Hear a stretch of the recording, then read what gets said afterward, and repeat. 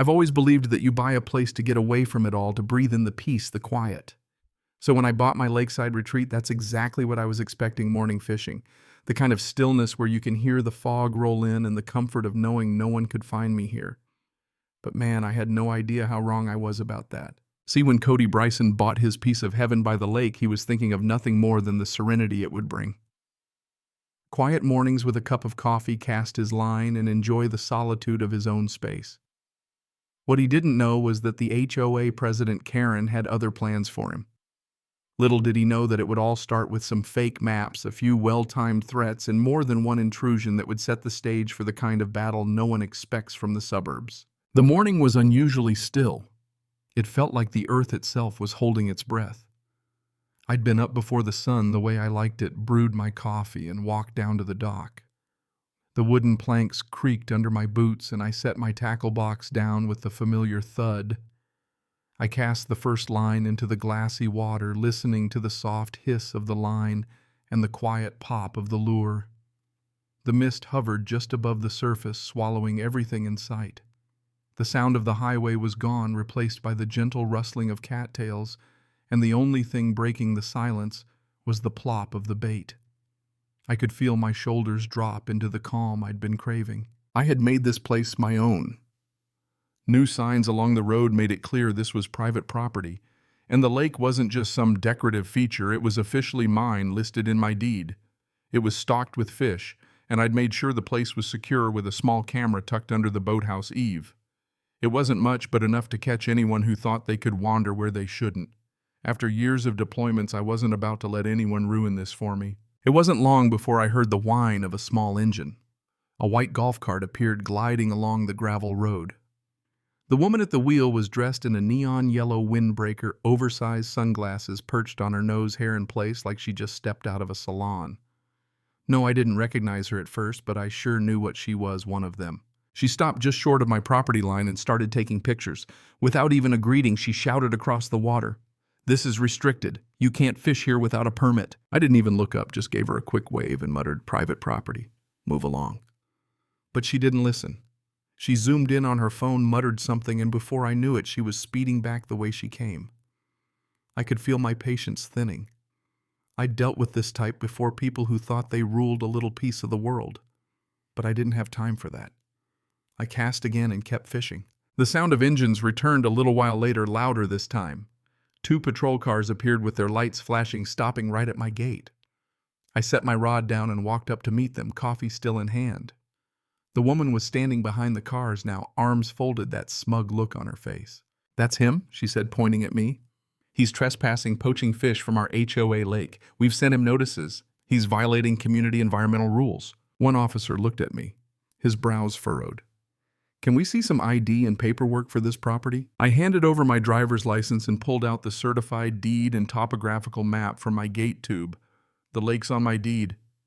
This is my property. Those signs on the trees, not decoration. They're real." While the officer looked over my papers, I pulled up the live feed from the boathouse camera. It clearly showed the woman taking pictures and filming right up to my boundary. "You're welcome to look at the footage," I said dryly. "It's from 5 minutes ago." The officer handed me back my documents with a nod. "Everything seems fine, Mr. Bryson. Sorry for the inconvenience." He turned to the woman. "Ma'am, this is private property.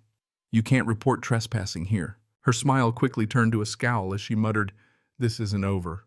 We'll see him in court." She hopped in her golf cart and sped off. The officers, giving me apologetic shrugs, left as quickly as they'd come. I stood there for a moment, the mist still hanging in the air, the weight of her threat settling in.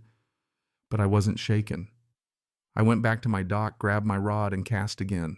The next few days passed in a blur, but it wasn't long before I received a letter from the HOA, an official warning. It was addressed to me personally, not to the occupant or the resident, but to Cody Bryson. It didn't sit right. I hadn't signed up for anything, hadn't interacted with them, hadn't asked for any of this. The letter claimed my property contained part of the lake designated as a shared ecological reserve, and that my fishing activities violated some rule about preservation. They included a map. I unfolded it and stared at the poorly drawn boundaries that cut through my lake like a child had made it. This wasn't right. I'd walked my property lines with a GPS. I had the certified survey to prove it. I drove into town, got the official parcel map from the county, and confirmed what I already knew: this map was fabricated. I sent everything to my lawyer, Darlene, who called me back in an hour. They forged a map, she said. That's not just a civil overstep, Cody. That could be criminal. We decided not to let them off easy. Let them hang themselves for a bit longer. And then the emails started, messages from neighbors I didn't know, accusing me of polluting the lake, claiming my dock was lowering property values. But the one that really got to me came the next morning, a note taped to my mailbox. In red marker it said, "Remove the illegal pier immediately or face HOA action." No signature, just the HOA logo. They weren't stopping. Late one night I got an alert from my boathouse camera. A figure was on my dock inspecting the pier. I grabbed my flashlight and went down to confront him. He claimed to be an HOA security officer, saying he was there to conduct an inspection. I told him to get off my property, but he refused. I called the sheriff. By the time they arrived, I had video footage of the whole thing. They arrested him for trespassing and impersonating an officer. It didn't end there, though. The next day, I got another letter from the HOA threatening to fine me for operating an illegal fishery. I had had enough. I called in a reporter, Grace Whitaker, who aired my story. The next morning, a sheriff's cruiser showed up at Karen's house. She wasn't arrested, but she was served with a court summons, and the complaint listed me as the lead plaintiff in a civil harassment case. I wasn't alone anymore. This fight wasn't just about me and my dock anymore. It was about a pattern, and Karen had messed with the wrong person. In the end, the court ruled in my favor.